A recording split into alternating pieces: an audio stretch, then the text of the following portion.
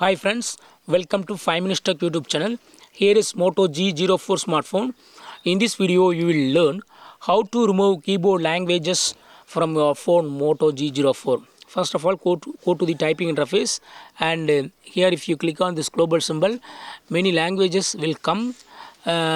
These languages should have been added previously by you. Okay, so if you want to add if you want to remove those added language, yes, you can do it. What you have to do is go to the settings of your phone here, then go to system, then go to keyboard, then go to on screen keyboard, then go to Gboard, and here click on languages and see the languages: English, Hindi, Tamil, Gujarati and Bangla available. Okay, so if you want to remove one of the language from here, or you can remove more than one language, yes, you can do it. What you have to do is click on this edit symbol, pencil icon, and select the languages to be removed. Here I select these 4 languages. Okay, and then click on this delete button, and those languages have been removed. Okay, yes, selected 4 languages have been removed now.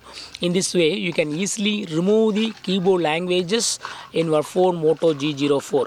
That's all friends, thanks for watching. Bye.